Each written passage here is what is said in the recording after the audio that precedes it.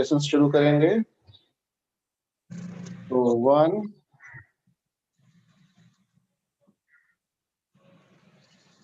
2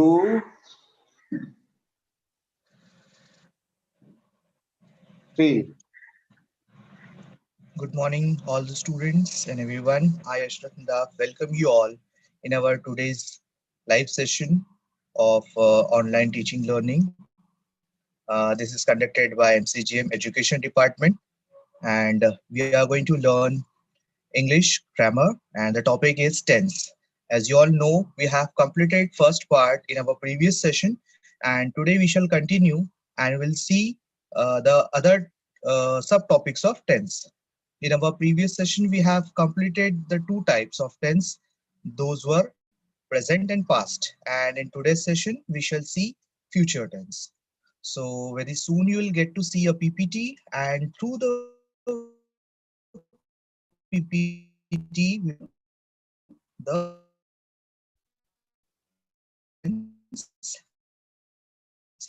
and we will some had told you that some things are remaining and I'll be completing that in the further session. So in tense of present and past also there are some things left, so we will complete those things today. And students, as you know, any PPT, any device, anything, whatever you do, what is most important thing is you should first focus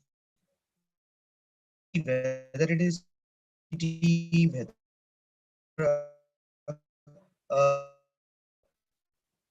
always see you what is being told to you, whatever you listen, think about it, understand, and try to note down the things which you don't know.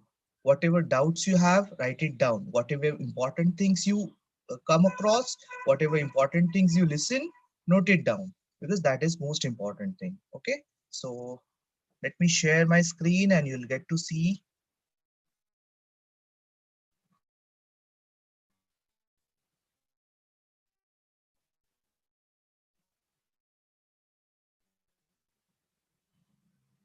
Oh, so as you can see, English grammar topic. Okay, students, told to you, we shall be future tense today. So you can about future tense and what things are used when we talk about grammar. Grammar very particular. जब हम grammar की बात बहुत ही ज्यादा ध्यान रखता है, क्योंकि ग्रामर जैसे मैथ्स होता है, मैथ्स के आपके स्तंभ होते हैं, वैसे ही होता है, इसमें बहुत सारे रूल्स होते हैं। तो अगर आप कोई भाषा बोल रहे हो, लिख रहे हो, तो उसमें व्याकरण के यानी ग्रामर के बहुत सारे रूल्स आपको फॉलो करने होते हैं, अदरवाइज आपके एग्जाम के पॉइंट ऑफ व्यू से उसको गलत माना जाता है। See for learning a language it is okay if you commit few grammatical mistakes, but when you are preparing for the test or any exam, you must prepare grammar well and you must remember all the rules of grammar. Otherwise, technically, it will be considered wrong. So students, when we are learning tense, in our previous session also, I had told you present and past. These are the first two types, you can say. And I had told you the helping verbs, or I have given you the word keywords. So here also you'll get to see helping verbs or keywords for future tense as well. So in Hindi, as you know, present मतलब वर्तमान काल, past मतलब भूतकाल, और future मतलब होता है भविष्य काल। तो भविष्य काल में अगर हमें सेंटेंस लिखना है, बोलना है, या दिया गया सेंटेंस भविष्य काल में है, ये हमें समझना है, तो हमें क्या ध्यान रखना होगा, किन बातों का ध्यान रख करके, किन नियमों का पालन करके हम फ्यूचर टेंस के सेंटेंस लिख सकते हैं, समझ सकते हैं, वो आज हम इस पीपीटी के थ्रू समझेंगे। In our previous session, we have done past and present. Before moving to the future, again, let me review. First, as we are doing tense, so again revise what is tense. So students, what is tense? Tense is any of the forms of a verb which show the time at which an action happened or is going to happen. Okay, students, you should always remember the verb in the sentence when you are dealing with the tense. Tense का सीधा सीधा संबंध verb से होता है, यानी कि क्रिया से होता है। तो बच्चों, आपको ध्यान रखना है कि जब भी आप कोई सेंटेंस पढ़ रहे हैं या बोल रहे हैं तो उसमें मुख्य शब्द जो होता है वो होता है क्रिया, और क्रिया के साथ सहायक क्रिया, verb and helping verb, these are the two things only which decide the tense. You can change the nouns and pronouns. Noun यानी संज्ञा, प्रोनाउन यानी सर्वनाम बदलने से टेंस नहीं बदलता है। टेंस कब बदलता है? जब आप उसकी हेल्पिंग वर्ब्स बदल देते हैं, जब आप वर्ब का फॉर्म बदल देते हैं। आपको पिछले सेशन में बताया गया था कि वर्ब्स के 3 फॉर्म होते हैं। ओके, तो तीन वर्ब के 3 फॉर्म और टेंस के 3 प्रकार, ये अलग अलग है। डोंट गेट कंफ्यूज कि वर्ब का फॉर्म होगा प्रेजेंट, पास्ट और फ्यूचर, नहीं, पिछले बार भी आपको बताया गया था। And in this PPT also you will get to see what are the 3 forms of verb. Those 3 forms of verb are present form, past form and past participle form, जिसे हम लोग सिंपल लैंग्वेज में या समझने के लिए हम लोग नंबर दे देते हैं और हम कहते हैं फर्स्ट फॉर्म, सेकंड फॉर्म और थर्ड फॉर्म। तो ये जो हमारा first form, second form, third form है, यही डिसाइड करता है कि वर्ब प्रेजेंट में है, पास्ट में है या फ्यूचर में है। और यहाँ पे बहुत सारी कॉम्प्लेक्सिटी है बच्चों, जिसे आप ऐसे नहीं कह सकते हैं कि फर्स्ट फॉर्म होगा तो वो प्रेजेंट है, सेकंड होगा तो वो पास्ट है और थर्ड होगा तो वो फ्यूचर है। नो, एक्चुअली सेकेंड फॉर्म जो होता है that is basically for past tense. Second form का यूज ना प्रेजेंट में होता है ना फ्यूचर में होता है। तो आपको एक बात ध्यान रखनी है, the simple things are very easy to remember. तो आप ये हमेशा ध्यान में रखिए कि जो सेकेंड नंबर है, सेकेंड फॉर्म है, that is only and only for past tense.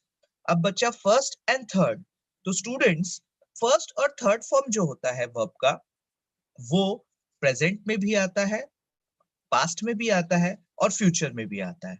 तो वर्ब के तीनों फॉर्म, फर्स्ट, सेकेंड, थर्ड, वो तीनों में आते हैं, और जो सेकेंड फॉर्म होता है वो सिर्फ पास्ट में आता है।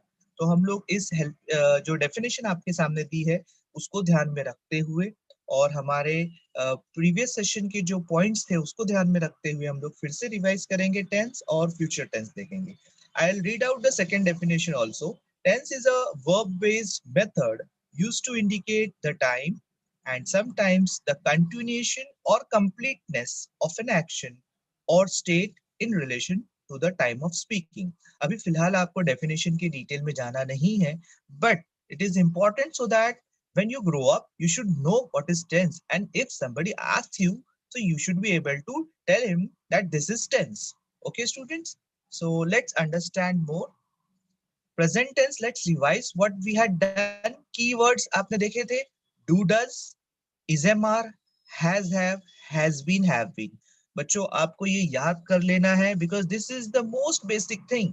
अगर आपने ये चीजें याद नहीं की और इसको सही सही यूज नहीं किया तो ग्रामेटिकली आप लैंग्वेज रॉन्ग कर दोगे।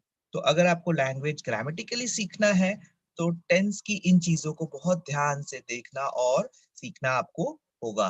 तो आप इसका स्क्रीनशॉट ले सकते हैं, जैसे हमने पहले भी ये बताया है कि ये लाइव सेशन है, पीपीटी आपको यूट्यूब पर लाइव भी बताई जा रही है, या जब भी आप बाद में भी वीडियो देखेंगे तब भी आप इसको देख सकते हैं यूट्यूब पर।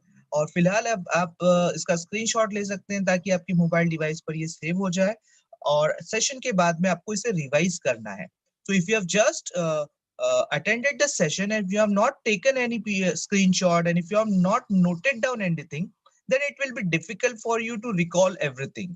तो अगर आप नोट करते रहेंगे, अगर आप स्क्रीनशॉट लेते रहेंगे, तो हमारा ये जो 40 मिनट्स का सेशन होगा उसको आपको रिकॉल करने के लिए, फिर से दोबारा उसको समझने के लिए आसानी होगी। और उस स्क्रीनशॉट के जरिए आपको इसको नोट भी करना है। स्टूडेंट सिर्फ पढ़ने से ही आपको आ जाएगा ऐसा नहीं है, इसलिए आपको स्क्रीनशॉट लेने के बाद में इसको देख के अपनी नोटबुक में नोट करना है, लर्न करना है।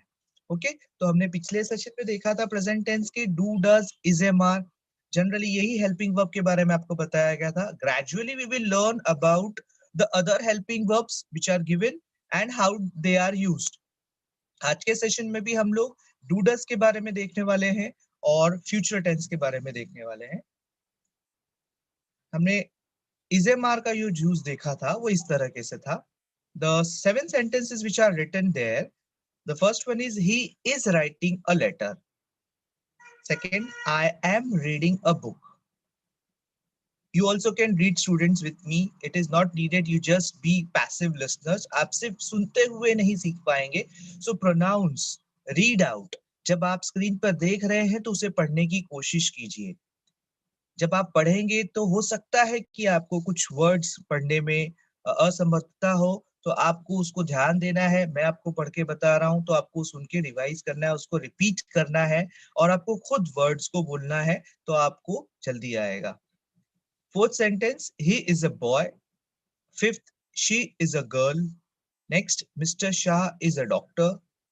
Seventh, my friends are very naughty. Students, as you can see, he is writing a letter and this is word is given in blue.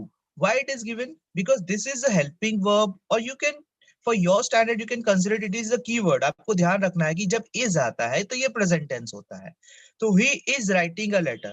और मैंने आपको अभी बताया कि नाउन और प्रोनाउन से टेंस पर फर्क नहीं पड़ता है. अब अगर आप ही के जगह पर किसी लड़के का नाम लिख देते हैं, फॉर एग्जाम्पल इफ आई से अमित, अगर मैं ही हटा के वहां पे लिख दूं Amit, Amit is writing a letter, तो भी टेंस नहीं बदलेगा, तब भी ये कहा जाएगा कि ये वर्तमान काल है। और प्रेजेंट टेंस में दो मुख्य बातें आज बताई जाएंगी आपको, आगे के स्लाइड्स में भी बताया गया है। These things are even common for past and future as well. He is writing a letter, आपने डेफिनेशन में भी ये चीज देखी कि कोई वर्ब कभी कभी कंटिन्यूअस होती है, चल रही होती है, खत्म नहीं है, क्रिया खत्म नहीं हुई है, the verb is not completed. So here also he is writing a letter, वह पत्र लिख रहा है, मतलब वो लिखने की क्रिया शुरू है भी एट प्रेजेंट। ठीक है।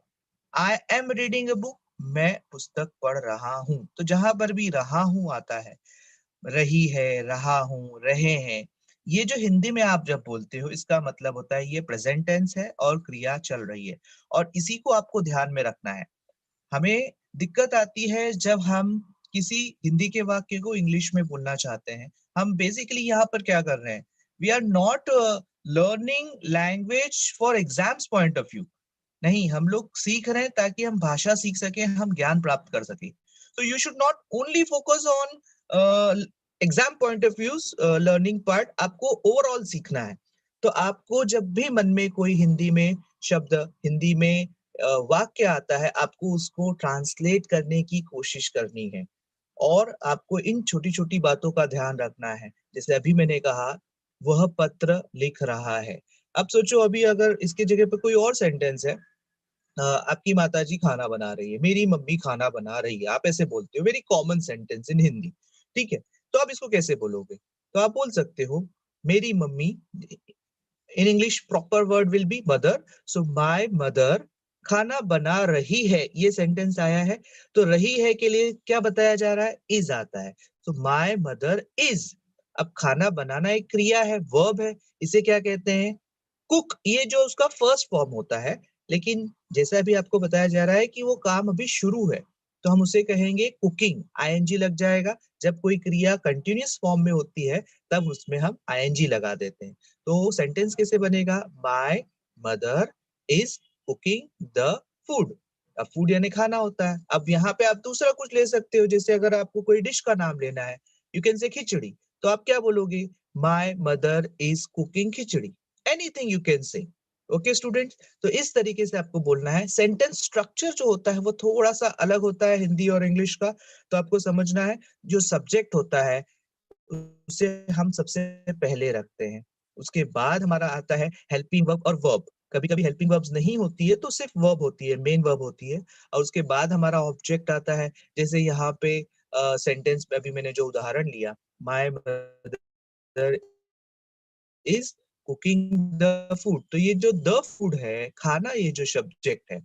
तो इस सेंटेंस स्ट्रक्चर भी जरूरी होता है सेंटेंस को समझने के लिए, उसको लिखने के लिए, बोलने के लिए। तो आपको जब आप सेंटेंस पढ़ते हो तो आपको साइमल्टेनियसली ये भी शब्द ध्यान में रखने हैं। जैसे I am reading a book, तो यहाँ पे आई, ये जो शब्द है, ये प्रोनाउन है और ये क्या है, सब्जेक्ट है, यानी पढ़ने वाला कौन है, मैं हूँ। यानी मैं को हमने इंग्लिश में क्या कहा, आई कहा। I am reading a book, मैं पुस्तक पढ़ रहा हूँ। तो रीडिंग यानी पढ़ना, बुक यानी पुस्तक। तो बच्चों, ये जो बातें हैं, ये चाहे प्रेजेंट टेंस हो, पास्ट टेंस हो या फ्यूचर टेंस हो, ये तीनों में कॉमन होती है। तो इसलिए आपको टेंस सीखते समय भी आपको सब्जेक्ट ऑब्जेक्ट का भी ध्यान रखना है, आपको नाउन प्रोनाउन का भी ध्यान रखना है। इंग्लिश क्यों डिफिकल्ट लगती है, क्योंकि उसके रूल्स इतने सारे हैं और अलग अलग हैं। तो हमें कंफ्यूज कर देते हैं। तो ये कंफ्यूजन हमें ना हो, हमारा कंफ्यूजन ना बढ़े, इसलिए हर वक्त जब भी हम इंग्लिश का कोई सेंटेंस पढ़ते हैं या कुछ सुनते हैं तो हमें रिकॉल करते रहना है।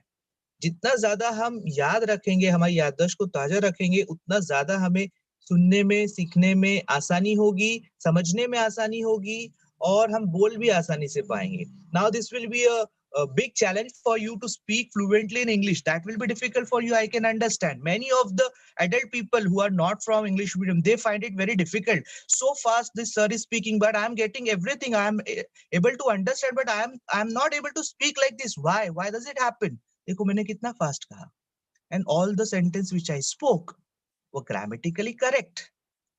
मैंने अभी जो भी कहा क्योंकि मेरी प्रैक्टिस है, और बोलने के वक्त दोनों बातें मेरे दिमाग में होती है, ध्यान में होती है। एक तो मैं क्या बोल रहा हूँ, किन शब्दों का मुझे चुनाव करना है, किन शब्दों को मुझे बोलना है, प्लस ग्रामर के रूल्स क्या है, टेंस मुझे क्या कहना है, किस संज्ञा के साथ, किस नाउन के साथ कौन सा हेल्पिंग वर्ब लगेगा, किस प्रोनाउन के साथ कौन सा हेल्पिंग वर्ब लगेगा।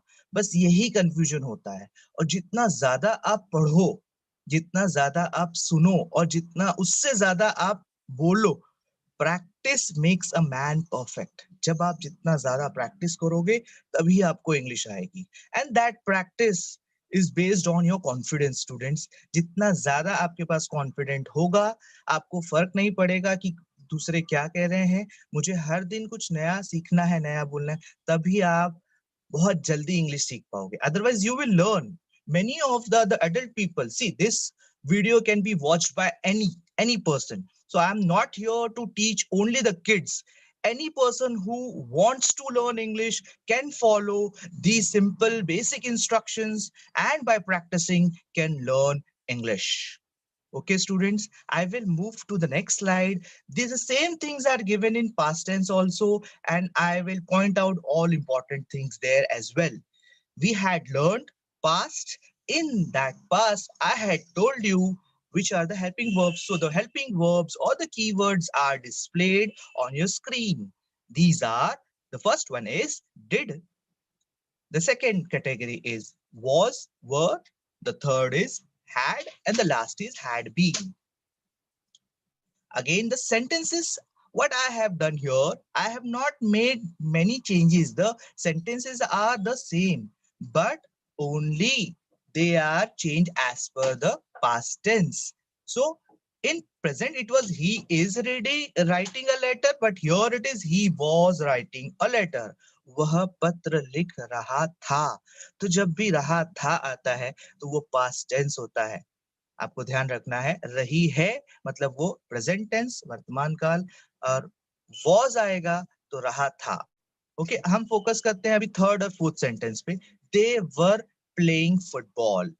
दे यानी वे, एक से ज्यादा जब व्यक्ति होते हैं उसे हम दे कहते हैं। वर प्लेइंग मतलब खेल रहे थे, फुटबॉल जिसे हम फुटबॉल हिंदी में भी वही कहते हैं। So they were playing football, वे फुटबॉल खेल रहे थे। अब बच्चों फिर से इंपॉर्टेंट चीज है, अब दे लिखा है इसलिए वर आया। अब अगर यहाँ पे दे की जगह पर दे इज योर प्लूरल प्रोनाउन, बहुवचन है वो। अगर आप मैं वहां पे सिंगुलर कर देता हूं, मैं कहता हूं कि 4 बच्चे खेल रहे थे, 4 में से 3 चले गए। अब 3 चले गए तो मैं उसे दे नहीं कह सकता, वहां पे एक ही लड़का खड़ा है, वो अकेला फुटबॉल खेल रहा है। So I can not say they were playing football, then I have to say he was playing football. तो ये चीजें आपको ध्यान रखनी है। सिंगुलर के हेल्पिंग वर्ब्स अलग होते हैं, प्लूरल के हेल्पिंग वर्ब्स अलग होते हैं। कुछ एक्सेप्शंस होते हैं, हिंदी में जिसे हम अपवाद कहते हैं, उसे भी आपको ध्यान में रखना है। तो आपको यहाँ ध्यान देना है, दे वर प्लेइंग फुटबॉल यानी बहुवचन है इसलिए वर का इस्तेमाल किया। टेंस हम सीख रहे हैं, पास्ट टेंस है इसलिए वर का इस्तेमाल किया। सो दे वर प्लेइंग फुटबॉल, इसका मतलब क्या हुआ, वे फुटबॉल खेल रहे थे। Now fourth one, he was a mischievous boy. अब जैसे मैंने कहा, कोई क्रिया या तो स्टेट में होती है या तो कंप्लीट हो जाती है। ही वॉज अ मिस्चीवियस बॉय, वह एक शरारती लड़का था। अब यहाँ पे कोई मुख्य क्रिया नहीं है, हमने देखा, हम जैसे प्रेजेंट में हमने देखा था ही इज अ बॉय, वह एक लड़का है।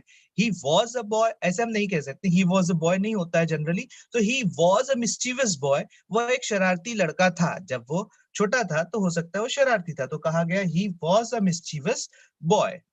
ओके, तो वॉज आया, इसका मतलब था। ओके, तो यहाँ पे वॉज जो है यही वर्ब है, इसी को हम कंसिडर करेंगे। मिस्चीवियस एडजेक्टिव है, जिसे हम हिंदी में विशेषण कहते हैं। बॉय नाउन है, यानी लड़का। मिस्चीवियस बॉय, शरारती लड़का। She was a little girl, वह एक छोटी लड़की थी। यहाँ पे मुख्य क्रिया कोई नहीं है, तो वॉज को हम लोग क्या करते हैं, मुख्य क्रिया कंसिडर करते हैं। तो she was a little girl. Mister Khan was a pilot. अगर मैं कहूं mister Khan is the pilot, तो आपको पता है, सर ने अभी बताया कि इज का मतलब होता है प्रेजेंट टेंस और वॉज का मतलब होता है पास्ट टेंस। अब इसमें भी जरूरी है वॉज और वर। वॉज जो यूज होता है वो सिंगुलर सब्जेक्ट के साथ यूज होता है, और वर जो यूज होता है वो प्लूरल सब्जेक्ट के साथ यूज होता है। So my friends were very naughty. अब मेरे दोस्त एक से ज्यादा है, इसीलिए मैंने यहाँ पे वर लिखा। वन मोर थिंग, एक प्रोनाउन होता है यू। स्टूडेंट्स, अब हिंदी में भी हम कहते हैं तुम मेरे दोस्त हो। तो तुम एक वचन भी हो सकता है, बहुवचन भी हो सकता है। अब आपके सामने दो लोग खड़े हैं, दोनों आपके दोस्त हैं, तो आप बोलोगे तुम मेरे दोस्त है। तो दोस्त इंग्लिश में you, it is singular as well as plural. So you जो होगा वो सिंगुलर प्लूरल दोनों में यूज होता है, लेकिन उसकी हेल्पिंग वर्ब कौन सी होती है? In present we say you are, in past we say you were. Okay, so आप यहाँ पे बोल सकते हो सेवन सेंटेंस में how you can modify here. My friends were very naughty. If you want to use you here, how will you be writing? You were very naughty. तो you जो होता है, इस अगर वो एक वचन भी हो, सिंगुलर भी हो, then too we use plural form, plural sense हम लोग उसको कंसीडर करते हैं, और उस तरीके से हम हेल्पिंग वर्ब लेते हैं। Next slide is future. Now whatever we have learned so far, all those rules are applied here as well. जो आपको बातें बताई गई वही कुछ रूल्स यहाँ पर है। स्पेशली फ्यूचर टेंस के कुछ रूल्स अभी आपको बताए जाएंगे जो पास्ट और प्रेजेंट से अलग है। यहाँ पर कीवर्ड्स आपको अलग मिलेंगे। यहाँ पे है will be, shall be, will have, shall have, and will have been, shall have been. Again, you have four categories or four subtypes here. Next year you will get in detail, and आगे आप जब पढ़ोगे या मेरे अगले session जब होंगे tense से रिलेटेड या ग्रामर से related, there I'll explain all these. For today we will be focusing on will and shall only. आज हम लोग फ्यूचर टेंस के बेसिक फॉर्मेट को देख रहे हैं, तो हम बेसिक तरीके में सिर्फ विल और शैल पे फोकस करने वाले हैं। विल बी, शैल बी और जो आगे के हेल्पिंग वर्ब्स हैं उसके बारे में हम हमारे आगे के सेशन में डिस्कस करेंगे। The sentences are again the same, you can compare. अभी आपने ये सेंटेंस सुना है, प्रेजेंट में भी सुना, पास्ट में भी सुना, अभी फ्यूचर में।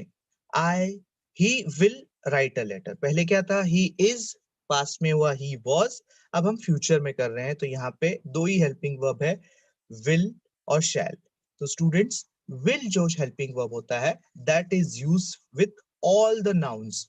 कोई भी नाउन हो, चाहे वो सिंगुलर हो या प्लूरल हो, उसके साथ फ्यूचर टेंस का सेंटेंस लिखने के लिए, बोलने के लिए हम लोग विल का प्रयोग करते हैं। तो he will write a letter, यानी वह पत्र लिखेगा। आई शैल, मैं पुस्तक पढ़ूंगा। शैल जो वर्ड यहाँ पे यूज हुआ है दैट इज फॉर प्रोनाउन आई। तो इतना ही डिफरेंस होता है। शैल का जो दायरा है, जो लिमिट है, वो बहुत ही कम है। शैल सिर्फ और सिर्फ दो ही प्रोनाउन के लिए यूज होता है, दो ही सर्वनाम के लिए यूज होता है, और वो दो सर्वनाम है आई और वी। और बाकी सबके साथ जब भी आपको फ्यूचर बोलना है, आपको विल का ही यूज करना होगा। सो आई शैल रीड अ बुक, मतलब मैं पुस्तक पढ़ूंगा। Third sentence, they will play football, वे फुटबॉल खेलेंगे। अब बच्चों ध्यान रखना है आप लोगों को कि फ्यूचर टेंस के जो भी सेंटेंस होंगे, आप उसको इंग्लिश को हिंदी में ट्रांसलेट करेंगे तो आपको उसका जो एंड है वो हमेशा ग से रिलेटेड होगा, ग से खत्म होगा। मैं खाऊंगा, मैं पढ़ूंगा, मैं सोऊंगा, मैं लिखूंगा, मैं लिख रहा होऊंगा, ऐसे भी आता है। जो अभी हमने हेल्पिंग वर्ब्स में आपको बताया है, will be, shall be, will have, shall have, तो इसमें आगे इस तरह के भी सेंटेंस अनुवाद होके ट्रांसलेट होके आते हैं। जैसे कल दोपहर 2 बजे मैं सो रहा होऊंगा, खत्म किससे होगा? गा से। ठीक है, तो वो वहां पे आ जाता है I shall be sleeping at 2 o'clock tomorrow. और सिंपल अगर फ्यूचर की हम बात करते हैं, जैसे कल मैं मेरे दोस्त से मिलने जाऊंगा, tomorrow I shall go to meet my friend. इस तरीके से नेक्स्ट सेंटेंस हम देखते हैं। Fourth, he will be a mischievous boy. Okay, अभी हमने वहां देखा था he was a mischievous boy. अब वो बड़ा हो गया, इसलिए भूतकाल की बात थी कि वो एक शरारती लड़का था। अब हम एक न्यूबॉर्न बेबी की बात कर रहे हैं। समझो एक छोटा सा बच्चा है और उसके बारे में बोला जा रहा है कि जब वो बड़ा होगा तो वो शरारती लड़का होगा। ठीक है, उसको देख के हम ऐसे बोल रहे हैं, तो हम क्या बोलेंगे? ही will be a mischievous boy, वो एक शरारती लड़का होगा। अभी तो न्यूबॉर्न बेबी, छोटा सा बच्चा है, अभी पैदा हुआ है, लेकिन दिखने में शरारती दिख रहा है, तो हम उसको बोलेंगे ये जब बड़ा भी होगा, when he will be a child like you, 5वीं में पढ़ने वाला कोई एक लड़का होगा, तब ये बहुत ही क्या होगा? मिस्चीवियस होगा, शरारती होगा। She will be a little girl. अब इस सेंटेंस को भी हम ग्रामेटिकली लेते हैं, इसका एक्चुअल सेंस नहीं। She will be a little girl, वो एक छोटी लड़की होगी, हो सकता है उसके हाइट के बारे में बोला जा रहा हो। स्टूडेंट्स, हिंदी में भी ऐसा होता है और इंग्लिश में भी ऐसा होता है कि एक शब्द के एक से ज्यादा अर्थ होते हैं, तो आपको ये ध्यान रखना है। और रेफरेंस के आधार पर, संदर्भ के आधार पर एक शब्द के अर्थ बदलते रहते हैं, आपको ये ध्यान देना है। Mister Khan will be a pilot. Mister Khan may be he is in the academy now, वो पढ़ रहे हैं, तो when he will complete his course he will become a pilot. अभी वो बने नहीं है, तो फ्यूचर के लिए क्या कहेंगे? Mister Khan will be a pilot, वो एक पायलट बनेंगे। My friends will be very naughty. Okay, तो आप देख सकते हैं, तो यहाँ पे क्या होगा? My friends will be very naughty, मतलब वे बहुत शरारती होंगे। More examples to learn with. The teacher will teach a poem. शिक्षिका एक कविता पढ़ाएंगी या सिखाएंगी। टीच मतलब सिखाना, तो the teacher will teach a poem. शिक्षिका एक कविता सिखाएंगी। The teacher will be teaching a poem. जैसे अभी मैंने कुछ देर पहले कहा था एक सेंटेंस कि कल 2 बजे मैं सो रहा होऊंगा, ये उसी टाइप का है।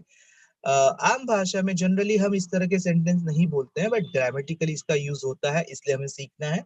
The teacher will be teaching a poem. शिक्षिका एक कविता सिखा रही होंगी। यहाँ पर भी किससे एंड हो रहा है सेंटेंस? होंगी, ग से एंड हो रहा है। तो जब भी आप हिंदी टू इंग्लिश या इंग्लिश टू हिंदी कर रहे हैं, यू शुड मेक श्योर कि ये चीजें आपको ध्यान रहे। और आपको बहुत जल्दी ध्यान आना चाहिए, जब आप इंग्लिश में सुन रहे हैं तो आपको उसका अर्थ ग्रहण करने के लिए तुरंत ये सोचना है कि जैसे यहाँ लिखा है teacher will be teaching a poem, शिक्षिका कविता पढ़ा रही होंगी, सिखा रही होंगी, तो ये भूतकाल की बात है क्योंकि यहाँ पे ग आया है। और जब आपने हिंदी में सोचा तो आपको इंग्लिश में कन्वर्ट करना है। फ्यूचर टेंस का सेंटेंस है तो ये आएगा, क्योंकि विल जो है वो सब प्रोनाउंस और सभी except I. Next sentence,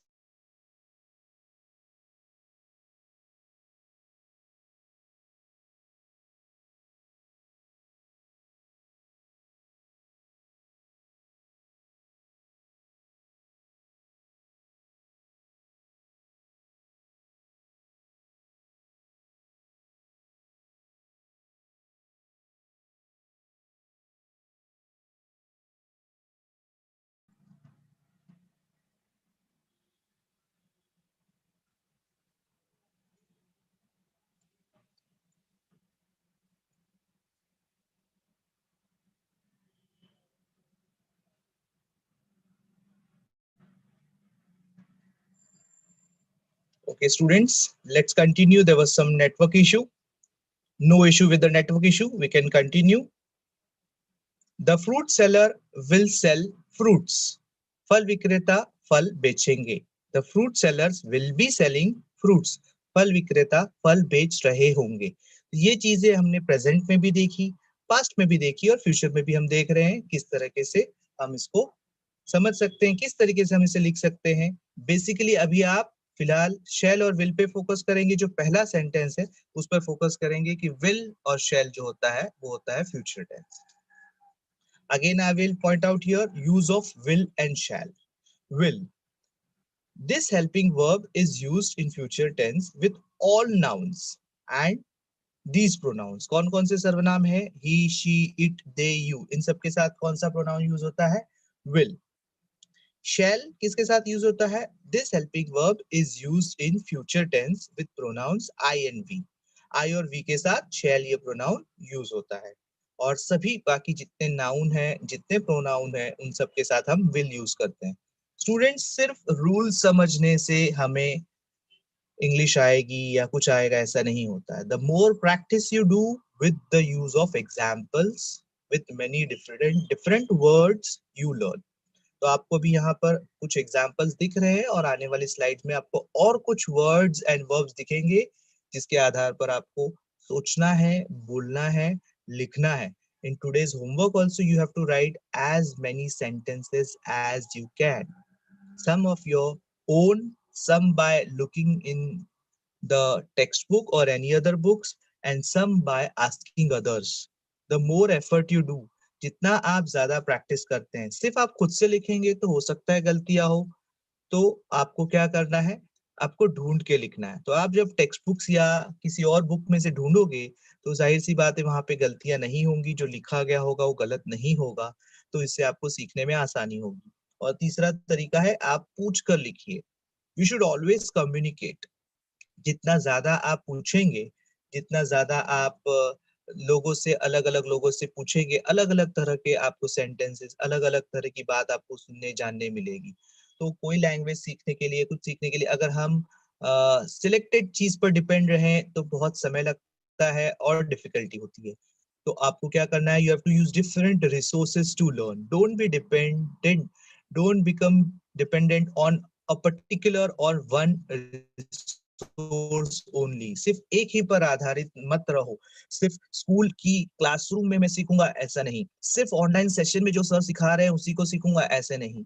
You have to learn. If you want to learn, you have to make effort to learn in different ways and some maybe of your innovative ways।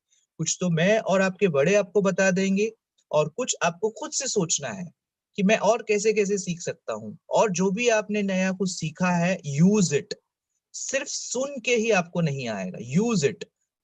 Speak, let people listen, let them make fun of you, that doesn't matter at all। आज जो बच्चे आपके ऊपर हंस रहे होंगे, अगर आप ये जारी रखेंगे बोलना, there will be a day they will be looking at your face and you will be speaking fluently in English in front of them, because the more you practice, the more you learn, the more you observe, you become better। Okay, so let's come to the topic. Let's see the examples given on the screen। The first one, Vijay will visit his uncle next month। विजय नाम का जो लड़का है वो visit करेगा यानी मिलने जाएगा हिज अंकल, उसके अंकल को हम हिंदी में मामा कह सकते हैं, नेक्स्ट मंथ। अब मैंने नेक्स्ट मंथ डाला, इससे पता चल रहा है अगले महीने। अगर मैं नेक्स्ट मंथ नहीं भी लिखूं, मैं अगर सिर्फ इतना लिखूं विजय विल विजिट हिज अंकल, तब भी हमें पता चलता है ये भविष्य काल का सेंटेंस है। तो हमें भविष्य काल किससे पता चलता है? नेक्स्ट मंथ से नहीं पता चलता, हमें विल से पता चलता है। और आपको भी जब सेंटेंस बोलना होगा, लिखना होगा, बात करनी होगी, तो टेंस के बारे में आपको ये बेसिक चीज ध्यान रखनी है कि हेल्पिंग वर्ब जो है वो कौन कौन से है। आगे की स्लाइड में आपको और देखने मिलेगा, आप उसका स्क्रीनशॉट भी ले सकते हैं। और यही हेल्पिंग वर्ब जितना आप ध्यान में रखें, जितना आप यूज करें, उतना ग्रामेटिकली सही लिख पाएंगे, सही बोल पाएंगे। Next sentence, my friends will inform me about online session. मेरे दोस्त मुझे इन्फॉर्म करेंगे, सूचित करेंगे अबाउट ऑनलाइन सेशन, हमारी ऑनलाइन क्लास के बारे में। He will participate in a quiz competition next week. वह एक क्विज कॉम्पिटिशन, प्रश्न की कोई स्पर्धा है, उसमें भाग लेगा। कब भाग लेगा? नेक्स्ट वीक, अगले सप्ताह। She will submit the project tomorrow. वो अपना प्रोजेक्ट जो है कल जमा कर देगी। सबमिट मतलब जमा करना। Students, as I always tell, we are learning tense. We must focus on this thing, but simultaneously, whatever come across, don't miss that. Even if it is a new word, very intentionally, I have used many different verbs and words here. So, submit इसका अर्थ क्या होता है? आपको नहीं आता, ढूंढो, पूछो. सिर्फ एक ही चीज करने से आपको नहीं आएगा. जो भी चीजें नहीं आपके सामने आती है, Google it. The very easiest way to learn. Dictionary है, डिक्शनरी में ढूंढो. बड़े हैं, उनसे पूछो. टीचर्स अवेलेबल है, उनसे पूछो. आजकल तो हर बच्चा अपने टीचर से व्हाट्सएप के जरिए जुड़ गया है. So you can put a question there, you can put a query there, and you can ask your teachers that whenever he is or she is free, she can answer. The more contact you have with your elders and teachers, if you have more enthusiasm to learn, if you are very excited to learn, then you will learn soon. अगर आप एक एक जबरदस्ती एक burden के रूप में अगर आप सीखना चाहोगे कि भाई इंग्लिश का लेक्चर है, अटेंड करना है, इंग्लिश की एग्जाम है, then it will become difficult for you. So in other words, you can say you must take interest if you want to learn. और अगर आपको जल्दी सीखना है तो आपको ये लाजमी हो जाता है कि आपको इंटरेस्ट लेना ही होगा. अगर आप बेमन से सीखोगे तो आपको अधिक समय लगेगा और हो सकता है कि आप सीख भी ना पाओ. Okay, now we shall focus on the sentences of shall. I shall learn this poem soon. मैं ये कविता जल्दी सीख जाऊंगा. I shall choose option B for question number 2. ऐसे दो बच्चों के बीच में बात हो रही है. See, just we have to imagine. I have imagined these sentences and I have written. मैंने ये कहीं से copy paste नहीं किया है, किसी बुक से नहीं किया है. So the more imagination you have, you should imagine and you should write it down. जितना आप imagine करते हो, जितना आप सोचते हो या whatever you observe, ठीक है.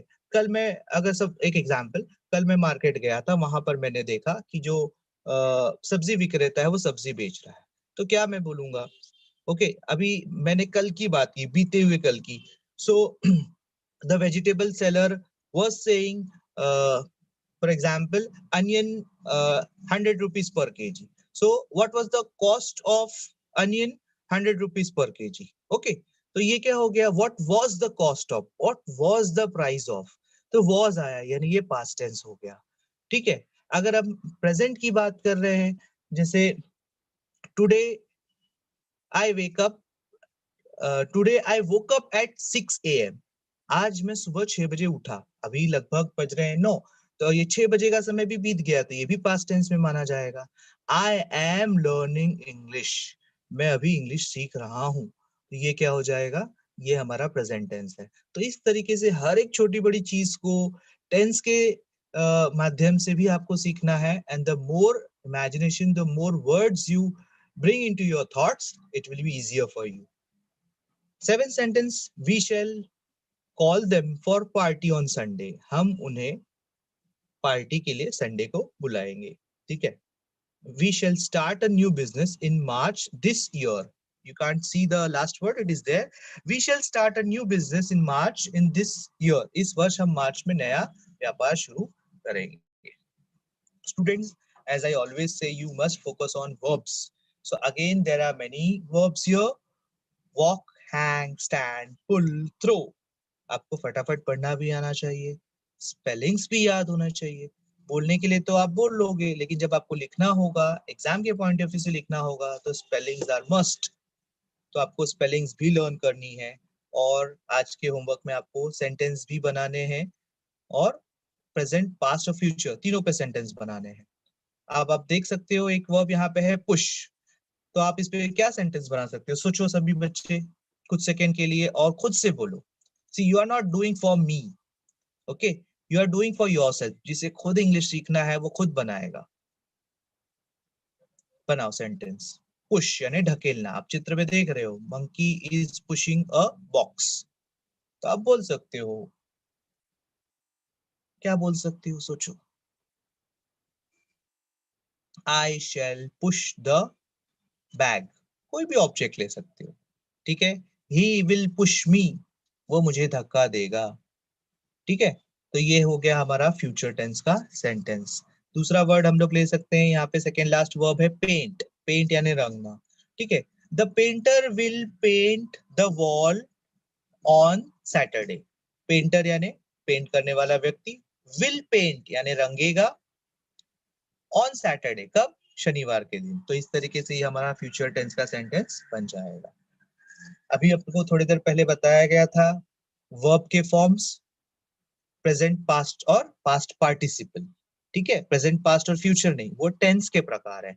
मैंने कहा वर्ब्स के प्रकार, वर्ब्स सो बेस फॉर्म यानी प्रेजेंट, फिर सिंपल पास्ट या पास्ट कहेंगे, और पास्ट पार्टिसिपल जिसे हम तीसरा फॉर्म भी कहते हैं, इसको हम सिंपल वर्ड में 1 2 3 भी कहते हैं। Students, the more words, the more verbs you know, जितने ज्यादा आपको क्रियाएं पता होगी उतना ज्यादा आपको इंग्लिश सीखने के लिए आसानी होगी। अब आप सोचिए, इसमें से आप पढ़िए ध्यान से, स्क्रीन पे बहुत सारी क्रियाएं हैं, इसमें से कौन सी क्रिया आपको नहीं आती? So how would you learn? If you want to learn you should ask. अब अगर यहाँ पे अप्रोक्स 20 वर्ब्स दिए हुए हैं और आपको 15 आती है, तो उन 15 को आपको सेंटेंस बना के रिवाइज करना है। अगर आपको लग रहा है कि लिखने में टाइम होगा, ओरली बताओ, और ओरली सेंटेंस आप बनाकर अपने फ्रेंड को बोलो, घर में बोलो, टीचर्स को बताओ, तब आप सीखेंगे। और जो 5 नहीं आ रहे, आस्क। सिर्फ 15 आ रहे हैं करके 15 को छोड़ नहीं देना है, 15 को रिवाइज करना है ताकि वो और ध्यान में रहे, और जो 5 नहीं आ रहे हैं उसके बारे में पूछो। बिकॉज आज 5 है और इसी तरीके से आप करते जाओगे तो आपकी जब उम्र बड़ी होगी तब आप बहुत सारा इंग्लिश, बहुत सारा ज्ञान आप प्राप्त कर चुके होंगे।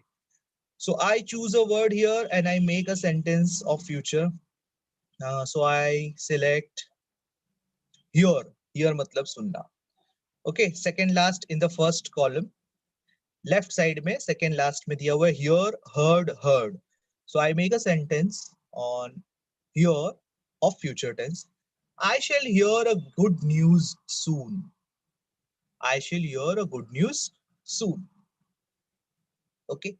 अब सेकेंड थर्ड फॉर्म में हर्ड, हर्ड। अब मैं सिंपल पास्ट का एक सेंटेंस बनाता हूं, I heard a news about vaccine yesterday.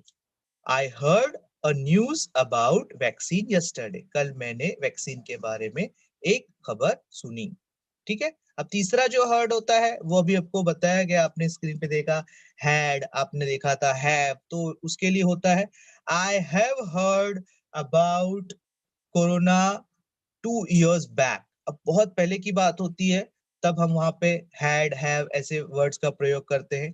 Had का प्रयोग किया कब किया जाता है? बहुत पहले की बात होती है तब। ठीक है। So I had heard about corona virus 2 years back. 2 साल पहले भी कोरोना वायरस के बारे में बात मैं सुन चुका था। ठीक है, इस तरीके से हम बोलते हैं। Next slide, you can take a screenshot here. These are the helping verbs which are going to be with you throughout your life. When you are speaking in English, when you are learning, when you are listening, these are must.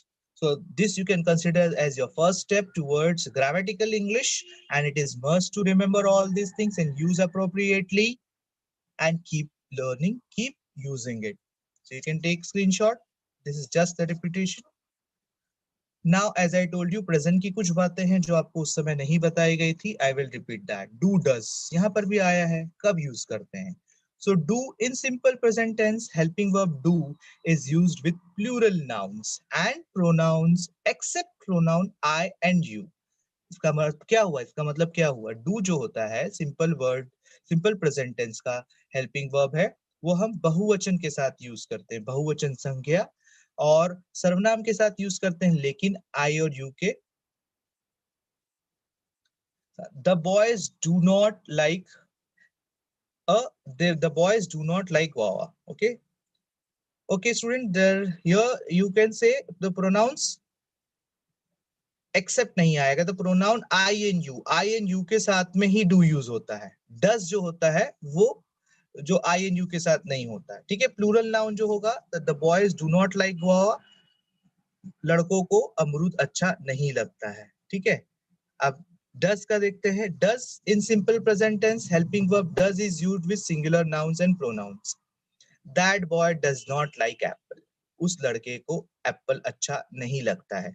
अब एक और बात, do और does ये जो होते हैं, ये हम नॉर्मल सेंटेंस यानी सिंपल अफर्मेटिव सेंटेंस में यूज नहीं करते हैं। ये या तो नेगेटिव सेंटेंस में यूज होता है या इंटरोगेटिव सेंटेंस में यूज होता है। जैसे आप फोर्थ सेंटेंस दे सकते हो, डज इट फ्लाई, क्या यह उड़ता है? अब ये इट जो है कोई इंसेक्ट हो सकता है, कोई बर्ड हो सकता है, या कोई नॉन लिविंग थिंग, कोई मशीन भी हो सकती है।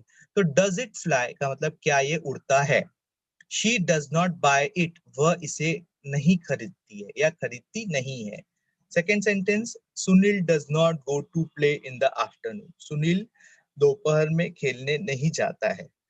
That boy does not like apple, उस लड़के को सेब पसंद नहीं है। I came 4 to 1. You can read 1 to 4 as well. Okay, you can read this. Now this is the homework. You can take screenshot, students. हम future tense पे आज focus कर रहे हैं, तो this homework is only for this particular question is only for future tense. आपको will और shall का use करना है. I dash go to meet my friend tomorrow. तो I लिखा है तो आप क्या use करोगे, आपको बताया गया है, आपको ध्यान से इसको सुनना है, इसको पढ़ना है, सोचना है क्या आपने सुना है, and then you have to complete this exercise. You can take screenshot and you can complete this. Okay, student, thank you so much. Here we end the session, and you, when you will be given the time, you can ask your